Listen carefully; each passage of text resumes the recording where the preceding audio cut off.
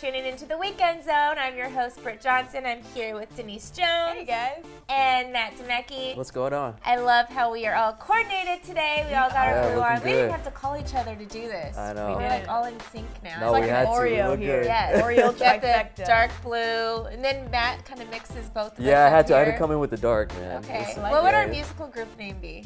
The Blues. Blue brown group. We gotta do that. Brown girl. Blue brown group. Okay, so let's get into this today. So every day this past week, there has been a new twist reported in the LeBron James and Kyrie beef, none of which has actually been confirmed, but it's still going to change their images a little bit. So my question today is, whose image has taken a bigger hit, LeBron or Kyrie? What do you guys think?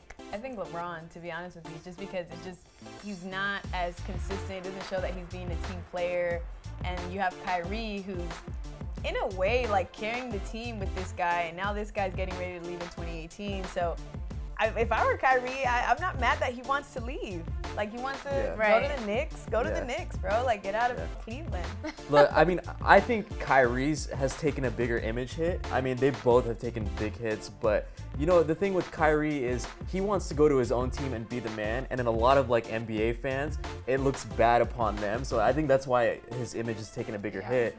Is because all NBA fans care about is championships. That's it. Championship. How many championships do you have? You can't be the GOAT champion. All this stuff. So if you want to go to a bad team like the Knicks, because reportedly interested in that, he wants to go to the Knicks. People look at that as, wow, you don't have a chance to win a championship. Unless you're a Knicks fan and you're like, finally we're getting something good happening in this organization. Exactly, but the fact that he's leaving LeBron to go to another team when he could LeBron have... is leaving him next year. Yeah, honestly, But I actually only think it's only the Cavs fans that would be upset because they're the only ones that would care about a championship. Like every other team in the Eastern Conference is like, yes, thank you so much for leaving. Now our team has a chance to get there. But it's funny, it doesn't make sense because last year people were hating on Durant for going to a good team, and then now when Kyrie wants to be the man and go to a bad team, they still hate on him. So I don't know, just NBA fans are so indecisive. You can't decide that. Indecisive guy number one over here. Hey, I'm an NBA fan though, so we're all indecisive. I'm not too surprised though that he said that Kyrie's taking the bigger out here. Yeah. I don't feel him ever saying. You know what? You missed it the other day. If you guys missed it too, he actually took Kyrie's side over LeBron James. It was like, I don't know, I needed to write that day down in history because I will never. I thought you were going to say Kyrie or LeBron today, but no, but you went back to your old ways. But look, LeBron been taking L's this week. Like, he's had a lot of reports come out saying that Kyrie and him don't get along too well. He wants to be the man. LeBron wants to be the man. There's all these issues, and then his stepfather came out and said something about him. That was funny. It's a lot of stuff, but LeBron took a lot of L's. But I think whose reputation got hit the worst is Kyrie. So, and I feel like that's just such a small loss though, because it's one of those things where we're talking about how bad this move is for him now, but next year when LeBron leaves, I feel like all that heat that Kyrie's getting is going to be moved to him because we all know that he's going to be leaving Cleveland in 2018. So if I were Kyrie, I'd take the heat right now and know that it's going to be diminished by next year. Yeah. All right, guys. Well, speaking of bad reputation, CNN just reported that CTE was found in 99% of the NFL brains that were donated for study. It was also found in 3 of 14 high school players and 48 of 53 college players. Is this a bad rap for the NFL? Will the NFL be done after this? I feel like it's... You want to take it? No, go for it. Go for it. I feel like it's something that we've been talking about for years, and I feel every year we just find a new study that just reminds us that how bad these football players are putting their lives at risk for the money that they're getting paid. So it's one of those things where it's something the NFL needs to do. I don't think it's going to end the franchise.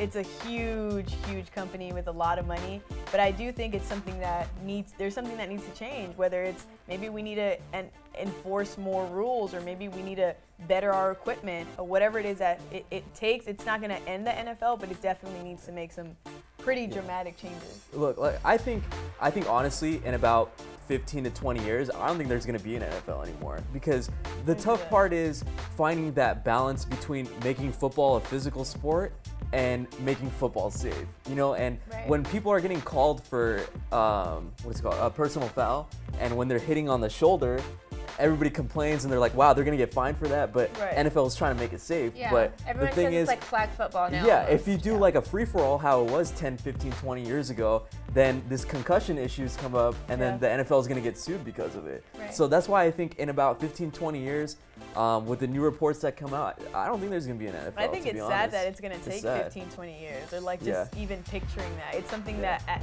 least needs to start being applied. And it's true, you're right. Like it is looking more and more like flag football. There's some changes that are slowly taking on to effect, but it's one of those things where whether the NFL franchise leaves or stays, we need to make some really, really crazy changes, because high school students are being impacted by it, college students, and it's everyone's dream. There's so much that comes with being a football player, especially in high school. Oh, like, for sure. oh man, I want to wear my Letterman's jacket, and I want to be like the popular guy in school, not knowing that you're putting your life at risk and you're limiting your options into choosing another career path. And I know the NFL actually put $100 million into research for this, but I think that if it gets to the NFL, I think it's too late then.